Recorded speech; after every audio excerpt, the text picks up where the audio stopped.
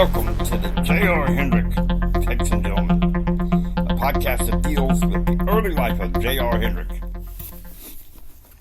And now, narrating the episode, Easter Seasons, is Jilly and J.R. Evidently,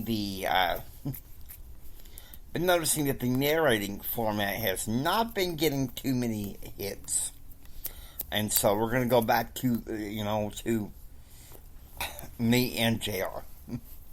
We may strike up a conversation. Who knows? 1:30 a.m. Eastern. Mike Fields had just returned to his home in Chevy Chase, Maryland, and Jim is sitting quietly in the Dream Team Lounge. Mike has suggested a full court press defense tactics.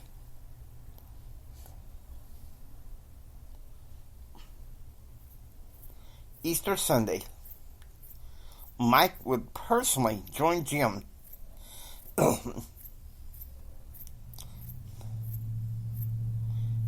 after church at the Richland for a photo op for him and his family.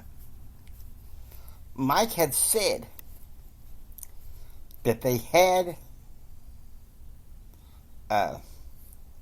trailed the perpetrator who had started this whole mess to Dallas, and that he was leaving for Texarkana in the morning.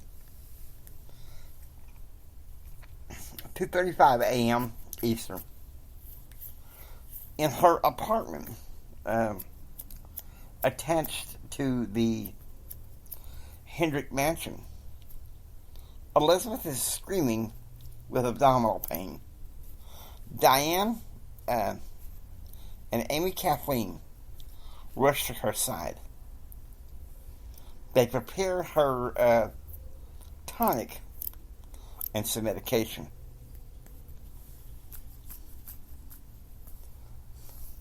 Aunt Betsy gone. We got to do the best we can, Diane said.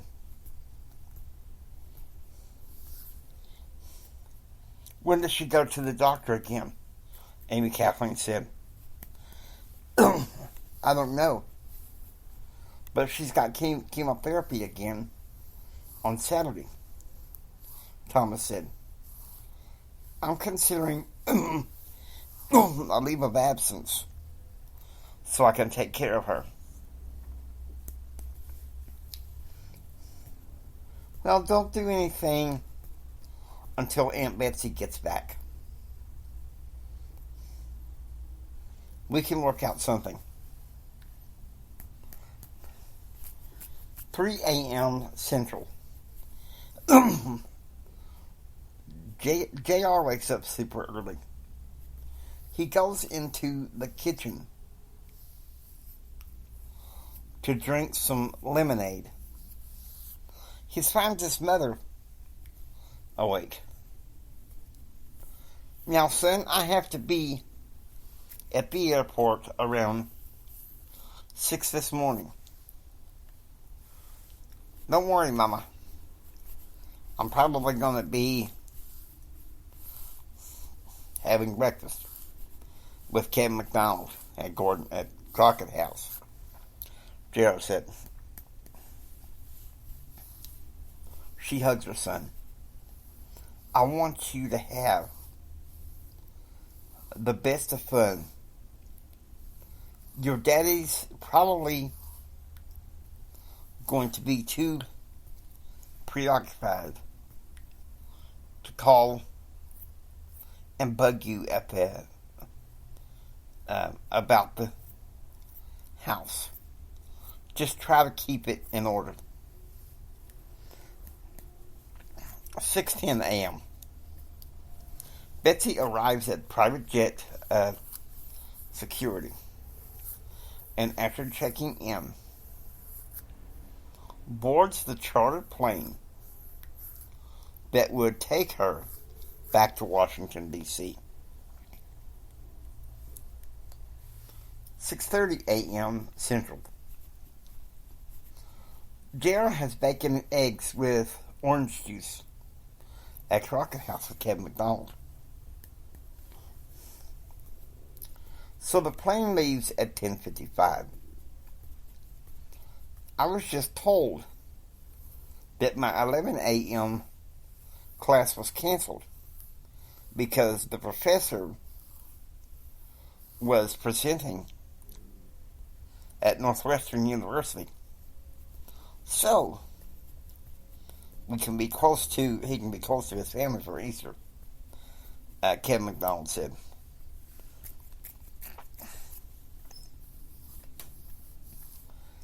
Got the interview at 7. Message last. It should last no more than maybe an hour. And then I'll be back. Pack a few things. And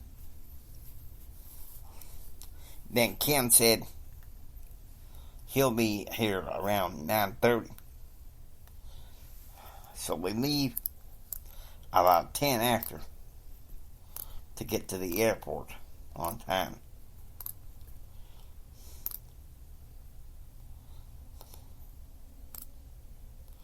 Listen, I think it's going to take as many of us, Lucinda is going to take as many of us as I can in the cars.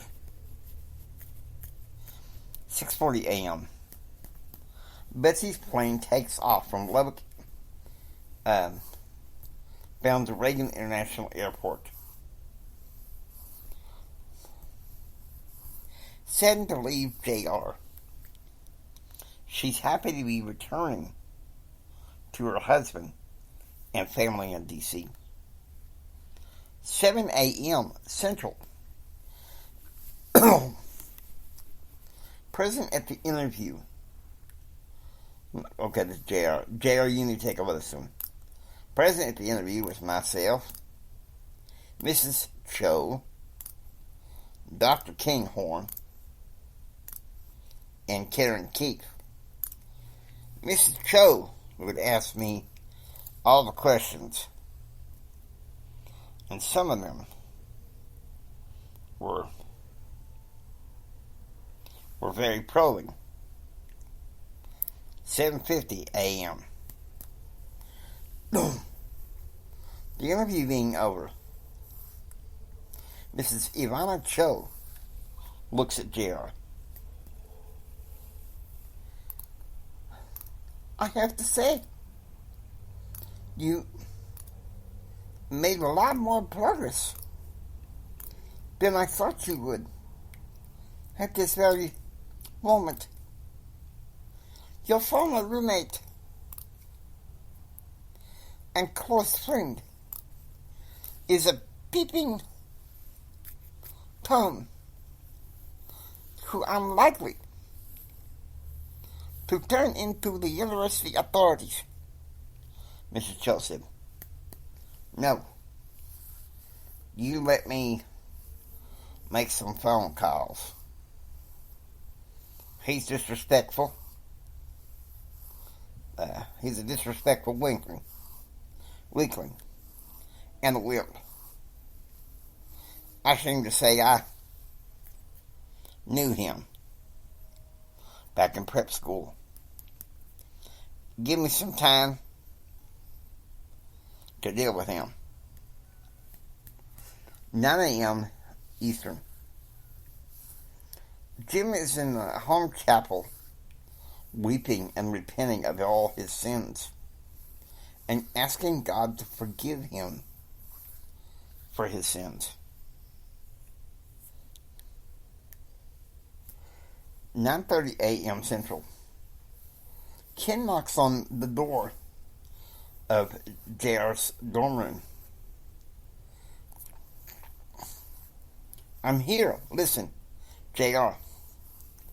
I know you probably want to sit next to Allison,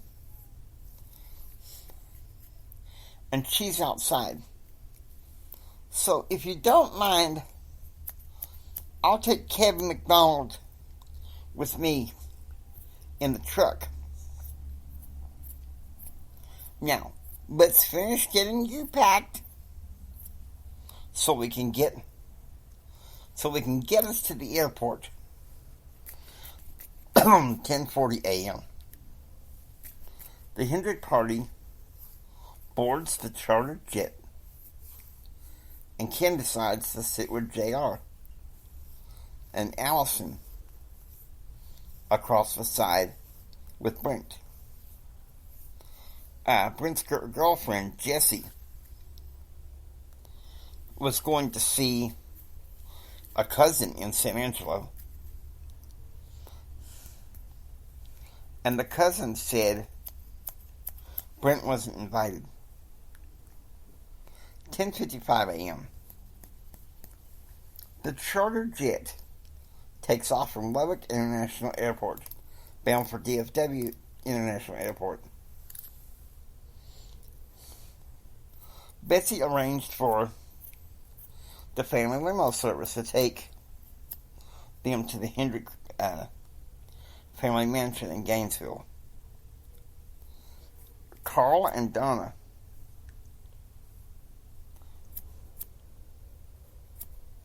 would stay behind to get a rental car to take everybody to the lake tomorrow to go boating.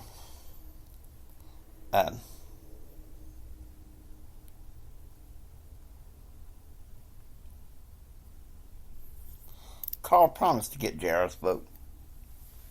Now, on the plane was JR and Ken,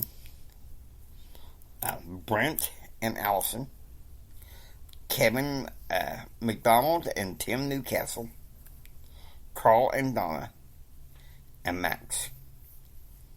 Jessica will be driving from San Angelo later. 1 p.m. The limousine driver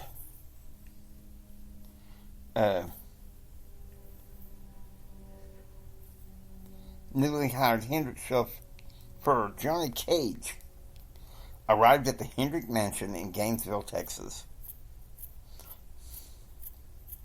Luella, the cook, was in the kitchen making lamb chops, scalloped potatoes, chicken liver, asparagus, and, for dessert, Mexican chocolate cake,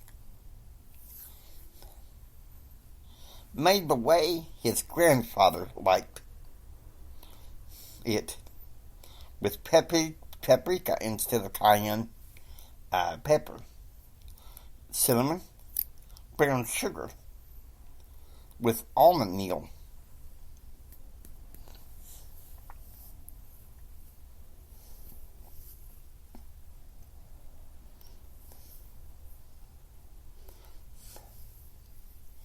Man, the servants will get your bags. Folks, the servants will get your bags. Man, I want you to meet me in the den. I'm here, they're serving ice sweet cinnamon tea, Jared said. Aunt Donna approaches Allison. Let me show you upstairs where you can put your clothes and change if you want to. The men are going to be in the den. I figured we relax for the day. Maybe go shopping by the lake. 2 p.m. Most of these times are going to be central. Kevin McDonald had gone upstairs to shower and change, and Brent had gone out by the swimming pool. So that left JR and his best friend Ken. Of course, Tim was by the swimming pool with Brent too. So that left JR and Ken sipping on some cinnamon tea. Two rules, JR. I don't want to talk about your daddy, and I don't want to talk about Bottomless Lake thing, Kim said. Sounds damn good to me, JR said. They talked briefly about Jennifer Bowers, who was spending Easter with her family in Montreal, Canada. Ken informed JR that he could not get out of his commitment at the Dr. Pepper Company. His stepfather wanted him working by his side, despite the fact that Ken could work for Dr. Pepper from the offices in D.C.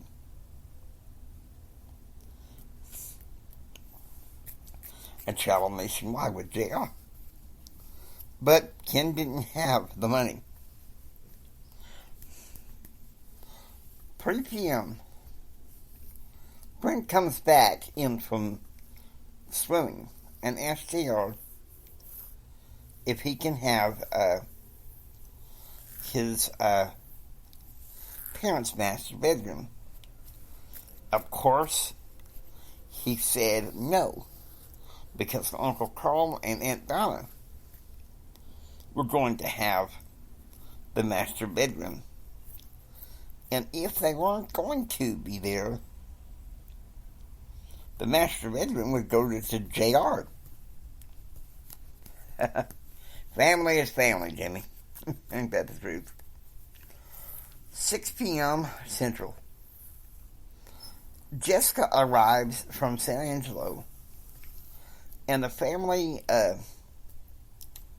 Hendrick party gets ready to sit down for dinner. Just before going into the dining room, Jessica approaches her cousin.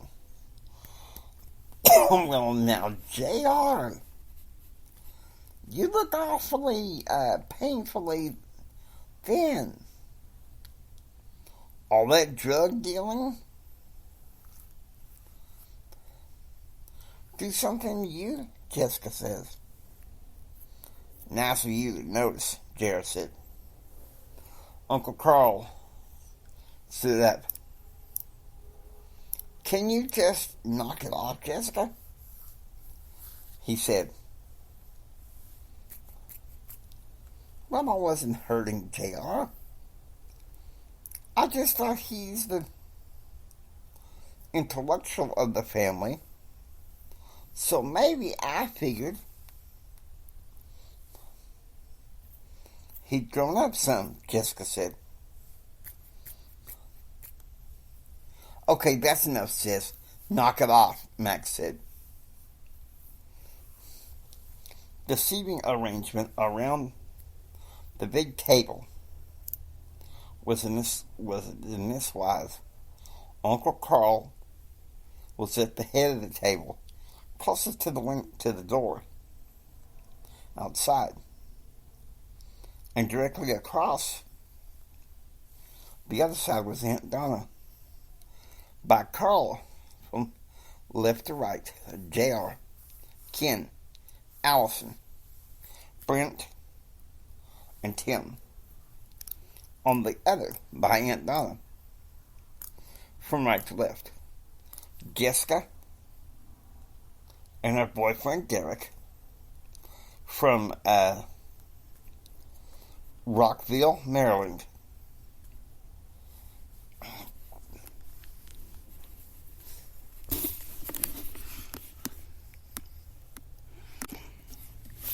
Okay, we're back. We're going to try this. Have some technical difficulties, so we're back.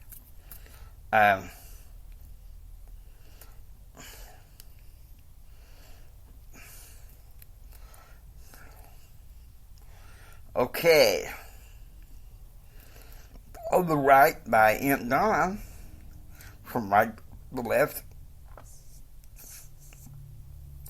Jessica and her boyfriend Derek from Rockville, Maryland. Max and his girlfriend Laurel, who was visiting her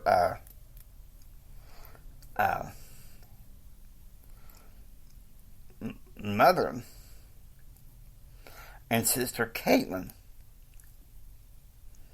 Caitlin was going to be starting this fall as a freshman at Abilene Christian University School of Business. Also is, of course, alright. Caitlin was part of J.R. Hendrick Empowerment from September 2014 to April 2019. Well, let's go on with that story. Alright.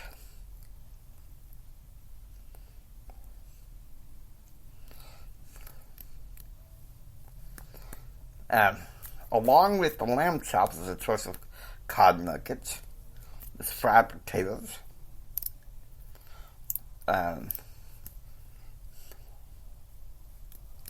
fried or scalloped potatoes, ooh, choices of coleslaw, fried squash, or fried okra, or even pickled okra that Grandma Elizabeth had left behind for preserve. 7 p.m.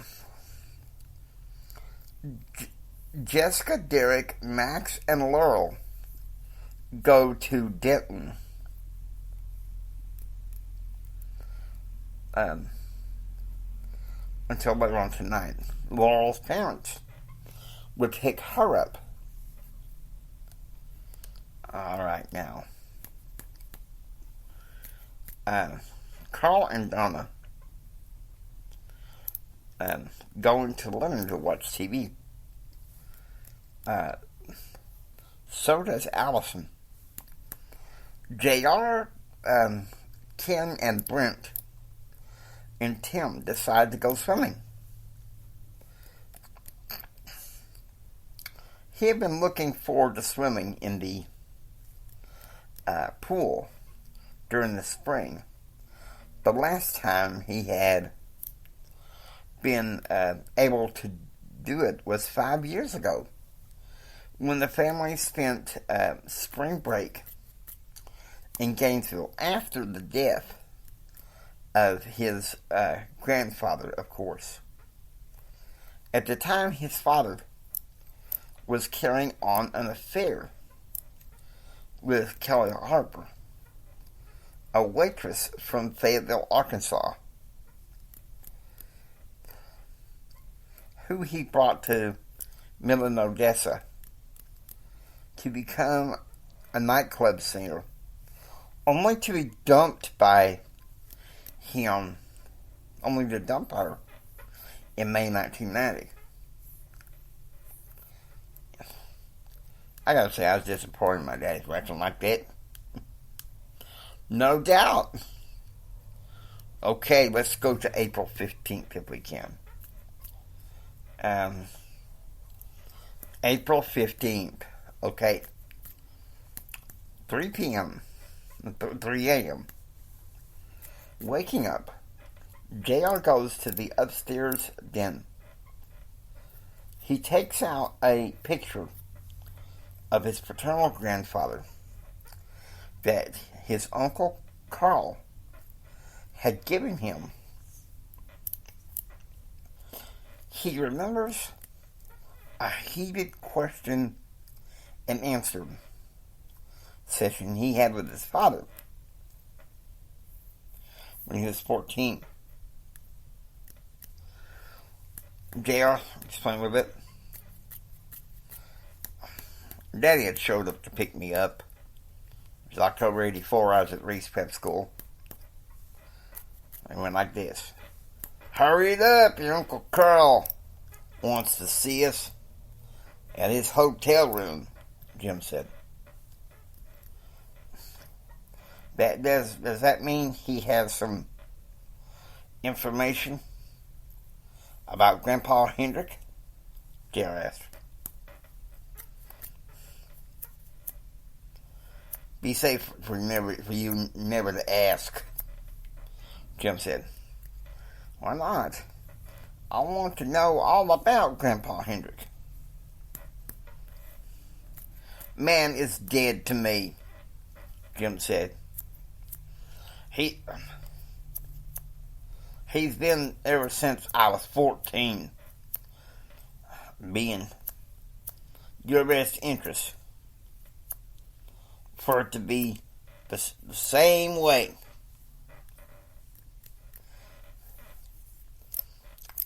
There was a picture of my Grandpa Hendrick. There was the picture of his paternal grandfather, Ryan James Hendrick. He was seen here in 1984, searching some farm land in Montana on suspicions of it becoming a weed farm. Even at 72, before he found out he had cancer, he was a Coast Guard reservist. 5:30 a.m. Eastern.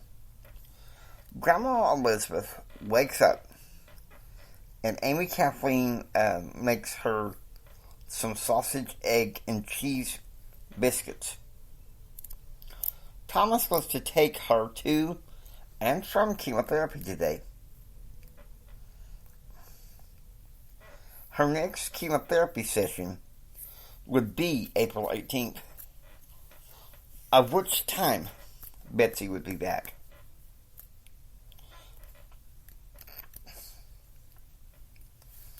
At the same time, JR is in the upstairs lounge.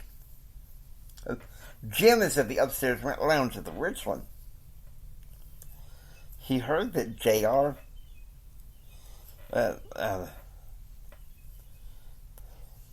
from JR had Carl and Donna had taken over things at Gainesville.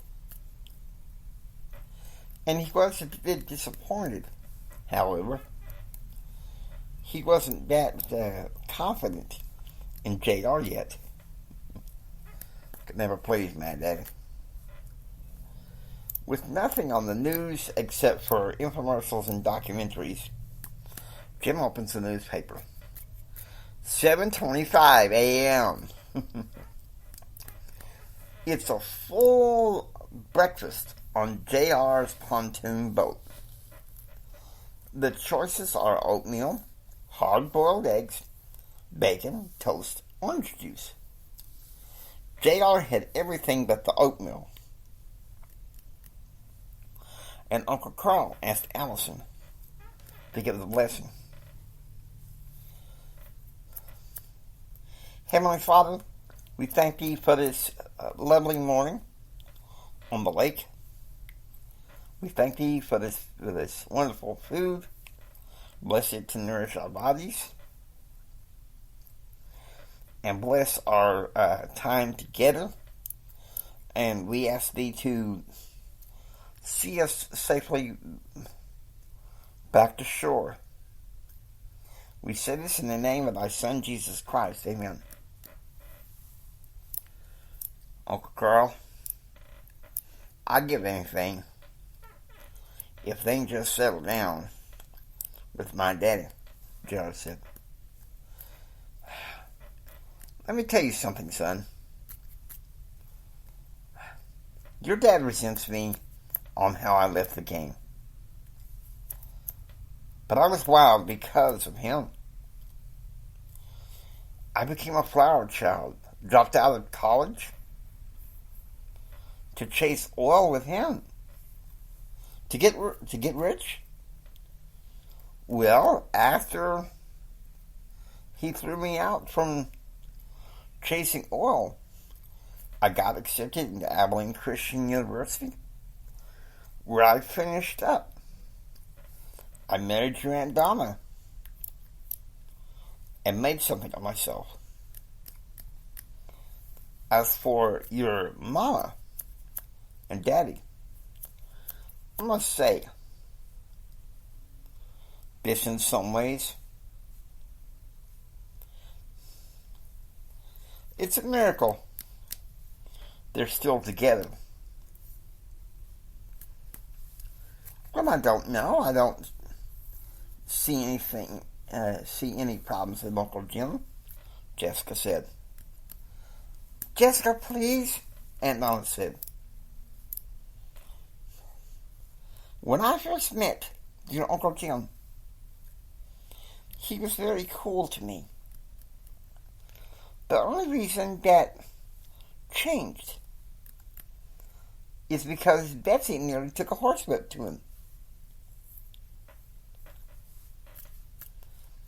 He's wild, Carl said, killing the boat engine. He could be fun, but let me tell you something, kids. You don't want to get on his wrong side. JR, you know your daddy could be so cruel. I always felt closer to you.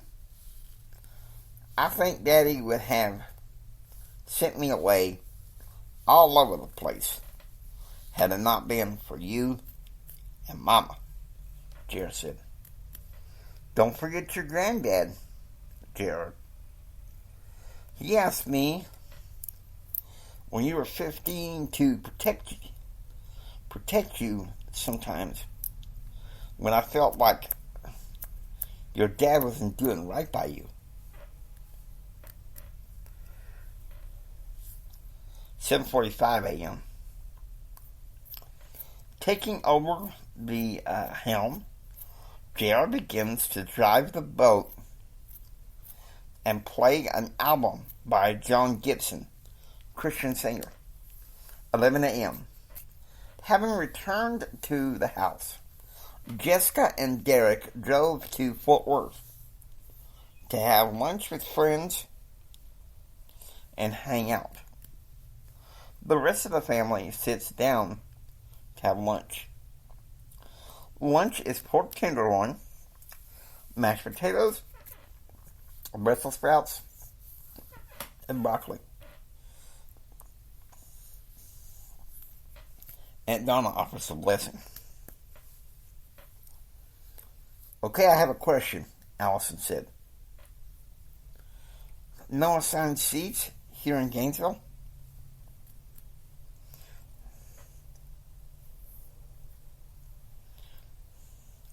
You should see how it is at Springfield Ranch, darling, Jared said.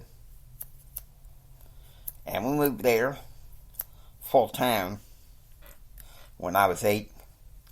Mama, Grandma, and Granddad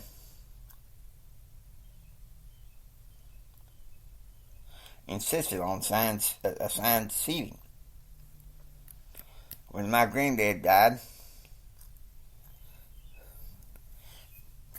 Daddy purchased this house.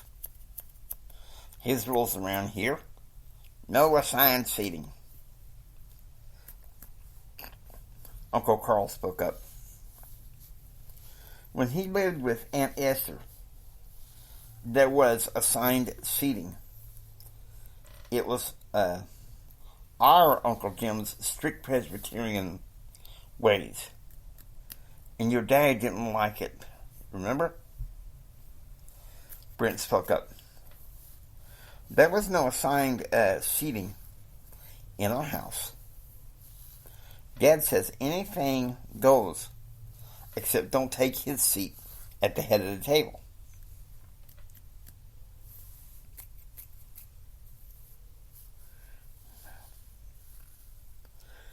Now,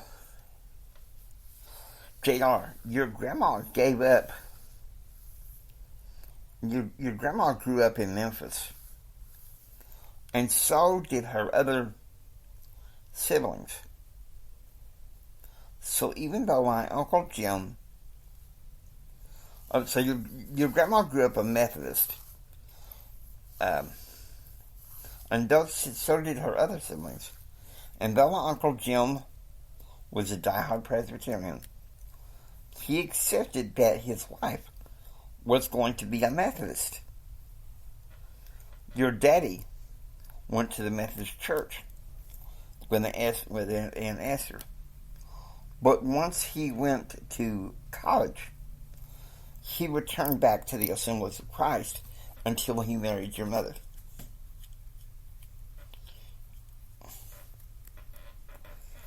"1 p.m. Uncle Carl and Aunt Donna decided to watch TV. Brent and Allison decided to catch some Z's, along with Tim. That left JR and Ken in the den. Look, JR, I don't know how else to say it. I'm sorry that Jennifer turned down your marriage proposal. But seriously, man, Karen Kreider? Ken asked. She's been calling me. She wants me. What? All of a sudden, you don't feel wanted?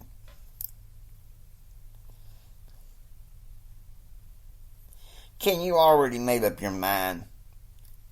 You can't come up to D.C. this summer. Who else am I going to have? Brad and Jim Bob and Karen are having internships this summer there. Most of my other friends are having internships closer to home. I guess it pays to have a powerful father. You know, my stepdad Bill, Big Papa, is so cheap. It drives me crazy sometimes the way he treats Mom. Why do you think I want you up there with me in D.C.? I saw how he treated your mama, during our trip to New Orleans.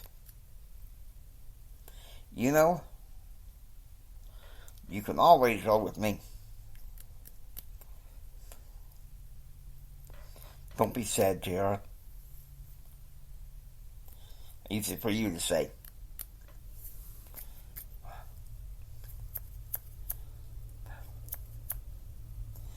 Your grandma is still in her upper 70s and still alive and very healthy. Mine's dying. All right. I'll tell you what.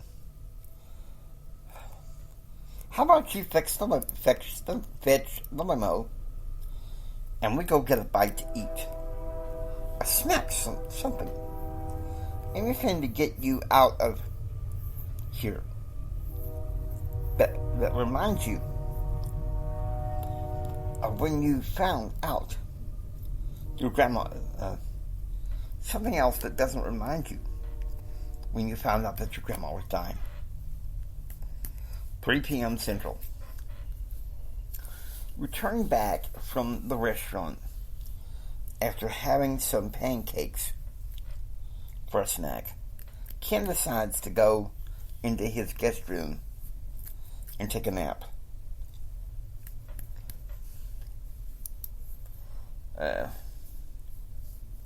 JR is morose and bored, and so he goes into his bedroom,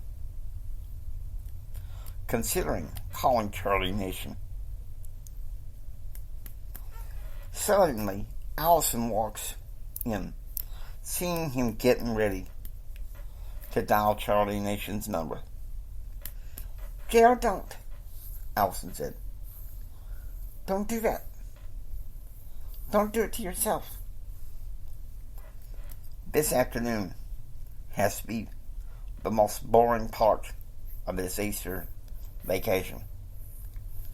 Especially without my parents here. No barbecue. No fun. So I call Charlie. Charlie reaches for his phone. Give me your phone.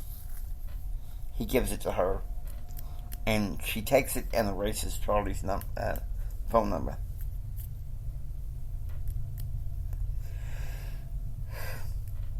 He's less than a month from graduation.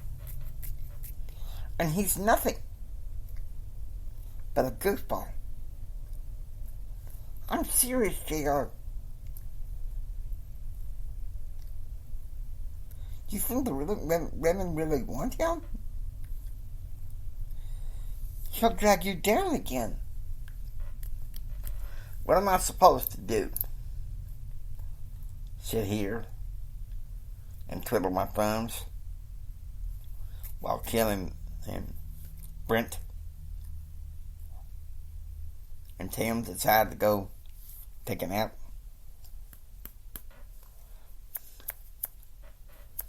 Charlie was the nearest thing I could think of. It hasn't been easy on you since Jennifer turned down your marriage proposal. Maybe that's affecting how you're seeing this Easter vacation. Part of the curse being the firstborn son of James Ryan Hendrick, Gerald said curtly. Allison reaches over to hug him, and he starts crying.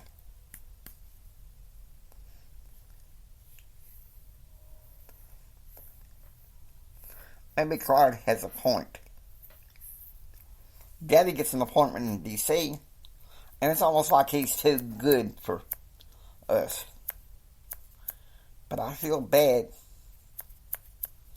about saying anything about him because he's in the middle of this Bottomless Lake crap. Let it out. My daddy takes the whole family up to D.C. And I'm here left with nothing. A cruel joke. An afterthought. JR, you need to learn to take this and turn a setback into a setup, okay? Your father meant what he said when he asked for the family to reconcile and stop the competition. But what you can do now is once again form your new identity. Allison, that is exactly what my advisor, Dr. Harmon, has been saying all along. You have to be able to stand up for what's right, for yourself, and for your father. For yourself, not for your father. And I happen to know about Dr. Harmon. He's one of the biggest debater professors on campus. Be careful. I'll take him on any day, any time. No. You need to be prepared for that. Let me tell you something, lady. I was raised by a man who taught me at age 7 to get ready to defend myself at a debate with no excuses and no exceptions, Gerald said. All right. How about I call the limo? I'll take you to Denton, and we're going to have something to drink. And maybe some cookies from Susie's confections. Come on, let's go. Uncle Carl says we're having dinner at Saltgrass at 7. So I'll stay as long as we can. Hell, we can swing by and pick up everybody. That's the right thing to do. 5:15 p.m. Eastern. First of all, I just realized something. JR, at this momentous here, this thing here, we need to have something to drink. Looking around. Yes, some root beer. JR root beer. Yes, because this is a moment where Allison kind of takes takes you to score, huh, JR? It is.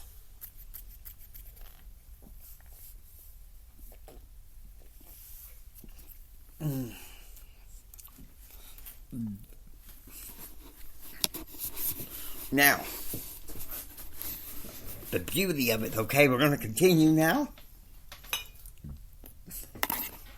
5:15 p.m. Eastern. In Arlington, Virginia, Jim's father is playing golf with Gordon Decko. D-E-C-K-O. How are negotiations today regarding Bottomless Lake? Gordon asked. It'd be alright if I didn't have to listen to Claude and Cadence complain. I didn't want no part of this. Thank God Mike Fields did most of the footwork, Jim said.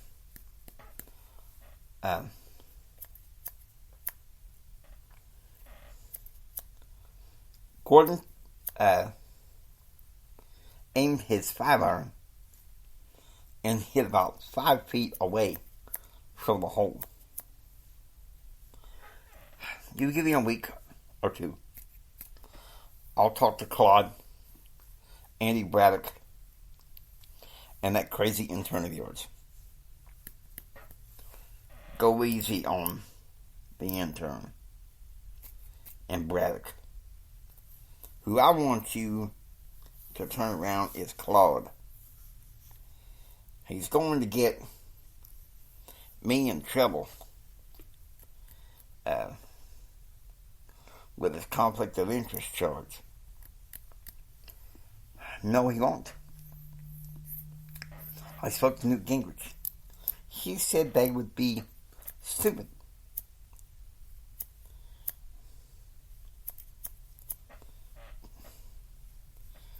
to get this conflict of interest when he's got the banking committee in the House investigating Whitewater. And they may be coming up with some juicy details. I'm ready. Game on. All I have to do is talk to Jack Robertson. If he knows something about Whitewater, then I might get pissed off. But then, we got this. Try to slow down and use your brain, Jim. Moderate your speaking. Jim does a mild punt, punting the ball in the hole, scoring a birdie. 7 p.m. Central. At Osiris Steakhouse, the family sits down to dinner, minus Jessica and Derek. JR had a steak Alfredo dinner with Dr. Pepper. He sat between Allison and Ken. Brent, I can't believe that you actually drink wine, Allison said. I know. Assembly of Christ goes by. The word wisdom. To some extent. But in my family, We were taught a glass of wine at dinner can be okay, Brent said. But not at the Holy Spirit Club, right? J.R. said. It's a great time to be alive and in public affairs.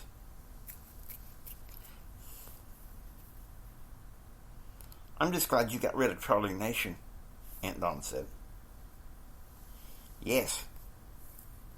With that, I offer a toast to my daddy, Administrator of Public Policy and Liaison with the Small Business Administration, James Ryan Hendrick, Gerald said. And to your granddad, Jeremy Swain, who made it possible, Uncle Carl said. We should also toast to some people that aren't here tonight. JR, your mama, Christine, Thomas, and Kyle. JR bristled. Now, why did you go mention Kyle?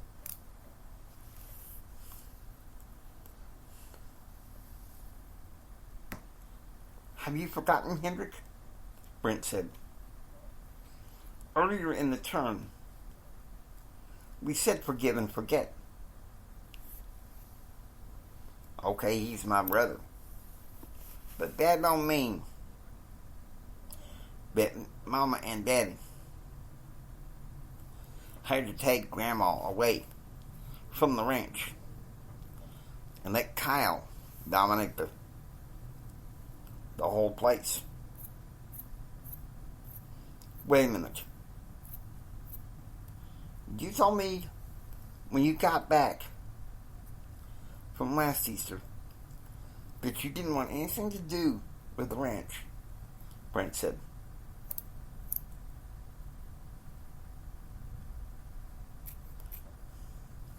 Let's not get all hot and bothered over a piece of property, Carl said.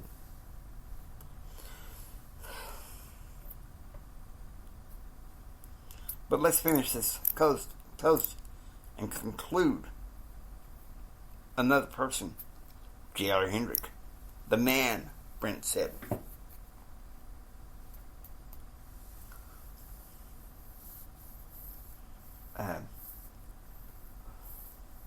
They clinked their glasses together and drank to the toast. All right, Allison. Did you set this up? Jared said. Who, me? Tell me the truth, Allison. Did you do this? Yes, I did. I saw that you were down, and I talked to Ken. He said you were going to toast to your father. And so I coached Brent to have this toast to you, Allison said. I'm ashamed of what I said when I was down. Daddy wouldn't have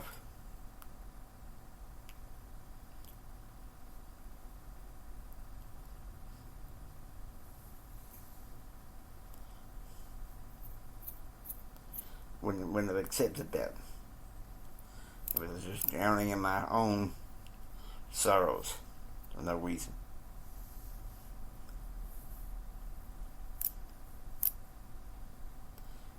Absolutely not. You losing Jennifer has you hurt. That's not all, Aunt Donna said. This crazy phone does not want to cooperate.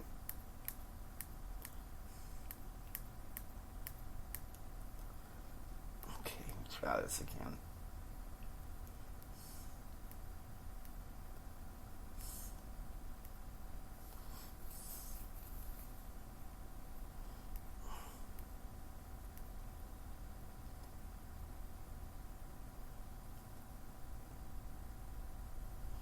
That's not all, Aunt Donna said. Your grandpa wanted you to have this about 5 years after he died. Now, it's a golden locket with an H on it. This is for you, JR. The firstborn heir. The firstborn grandson. Your grandpa wore it when he was wounded in the Korean War.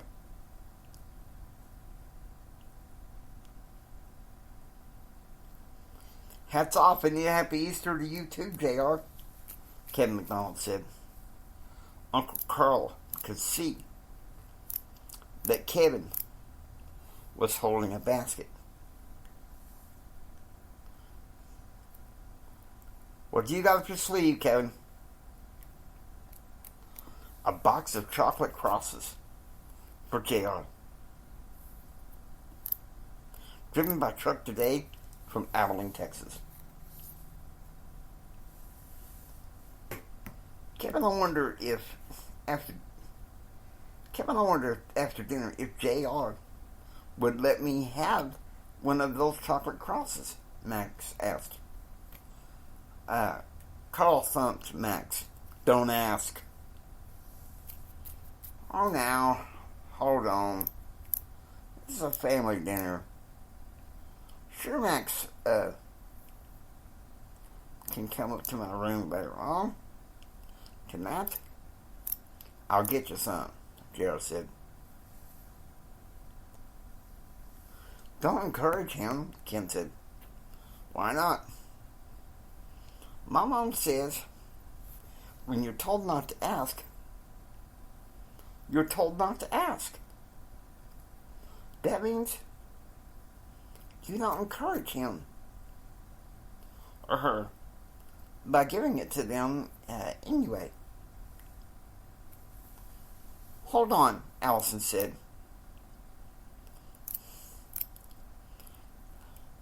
Maybe they're out of his father. JR has a new tradition. Okay, I stand corrected, Ken said. Carl, what's going on now? Aunt Donna asked. It looks like we got a surprise guest, Carl said.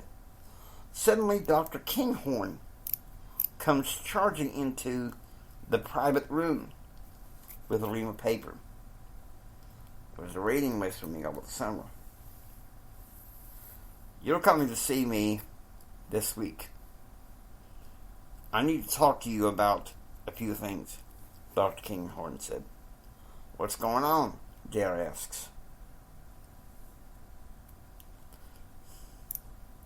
Multiple books that I have on this list for you to read have to do with propaganda theory.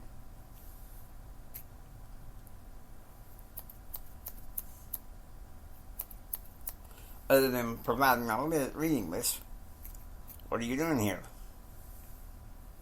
Yesterday I had to present at the University of North Texas. I'm spending Easter with my wife and her family.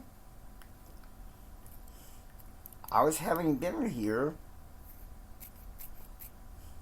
Is that your father? He said, turning to Uncle Carl. No, I'm his uncle. His father is too unlucky to get away from Washington, D.C. right now.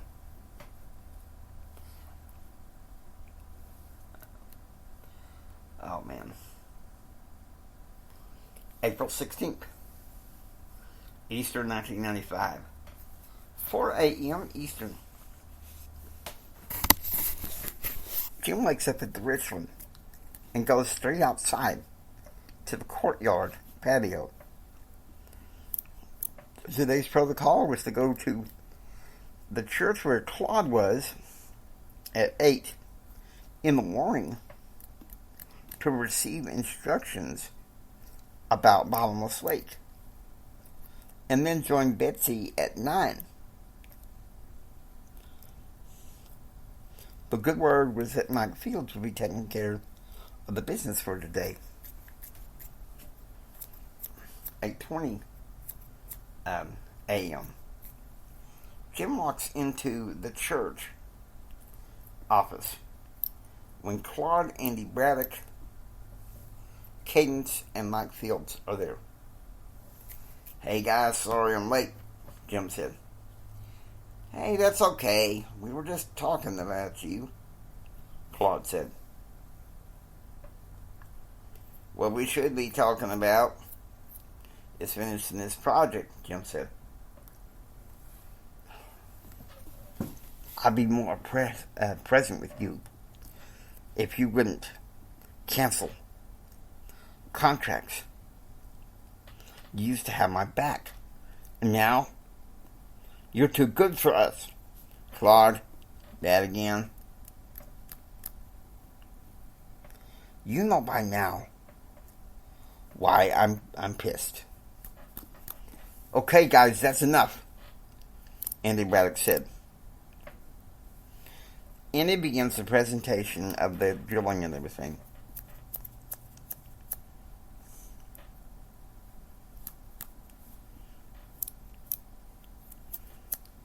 And Claude turns on Jim.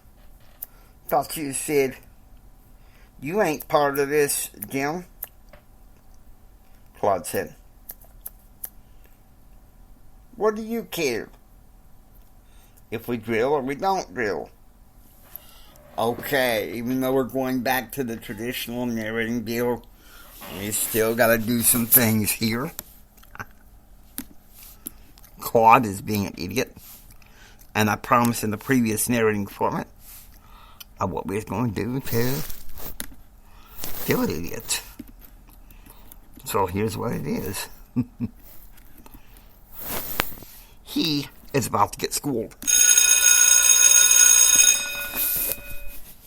Yeah, I mean, every time that somebody's acting a fool in the show, he's gonna get schooled. Andy begins the presentation. Okay, no. "Listen, you two," Mike Field said. "Hope this pissing contest between you two stops. We have work to do. Jim, you have church with your wife. You let me take care of the management of the petroleum." "Oh, of course, Jim. You hire your bug again agent to cover you," Claude says. "Pissing contest is over," Andy Braddock said. "Now, let's get to work." 8:05 a.m. The Hendrick party in Gainesville get ready for church and get in the limo. They decide to drop Ken off at Latter-day Saint Church in Denton. And, well, Ken has someone take him to church. And then they're going to drop Brent off at the Community of Christ in Denton. And then they're going to the Assembly of Christ. 9:15 a.m. Eastern. Jim and Betsy are at church for Sunday school. The teachings of the pastor moved Jim a lot. 9:30 a.m. David's Assembly of Christ Church in Denton. Reverend Donald Presley delivered a beautiful sermon about Passover and Easter. 1 p.m. Eastern. Back at the Richland, Jim and Betsy sit down with the decos for Easter lunch. Lamb chops, mashed potatoes, asparagus, and for dessert,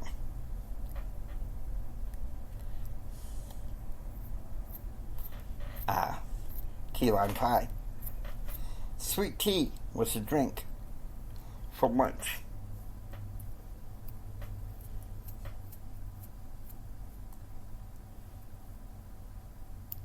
Wine would not be served until Easter dinner. 1 p.m. Central.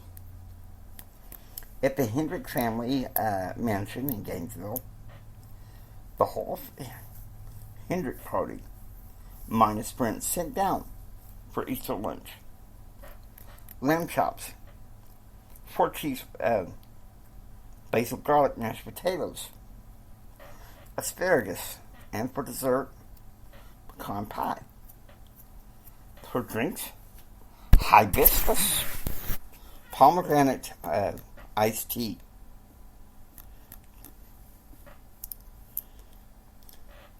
So those of you who went to church with us, Aunt Donna asked, can you tell us why the bishop was wearing white and green?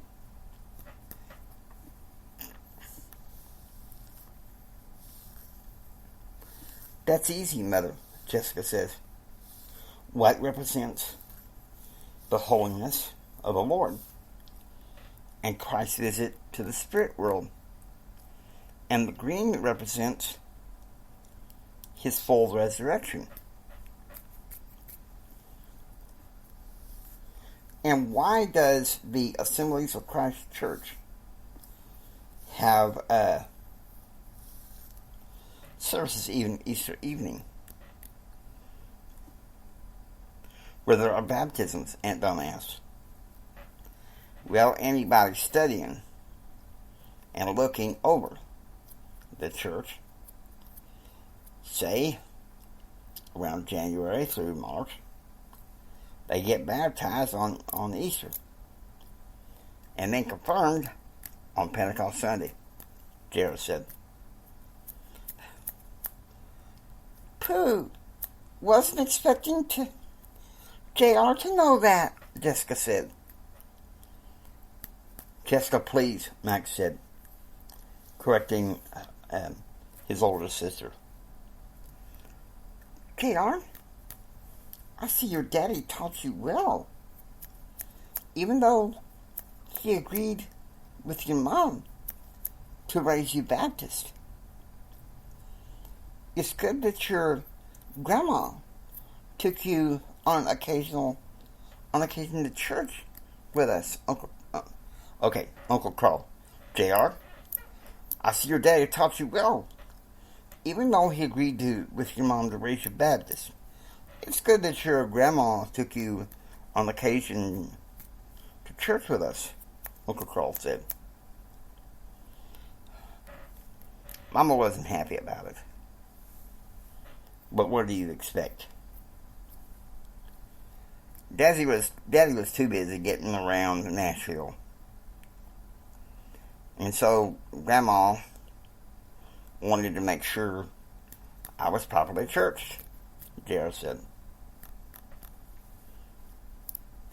Please tell me something, Tim asked.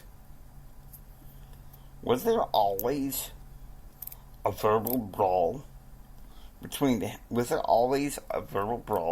Hendricks and the Swains? My family didn't move out there until about 7 years ago. And what my dad noticed was that JR was always caught in the middle. Please, Ken said. We don't have to go there.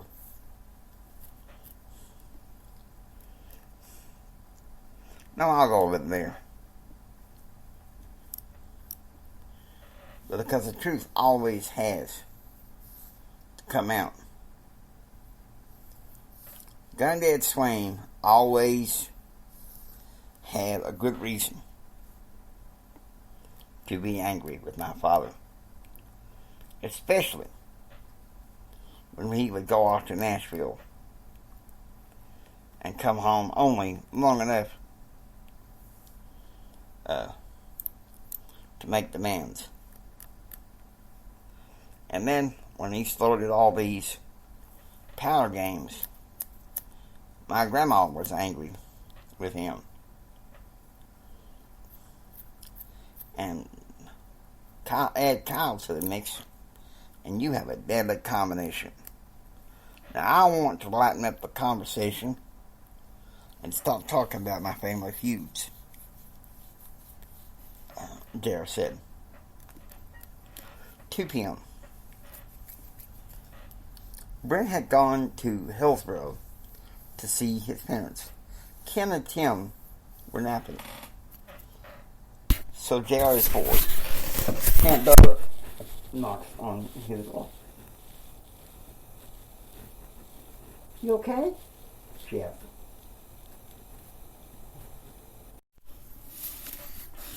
Of course, JR chose Italian cheesecake.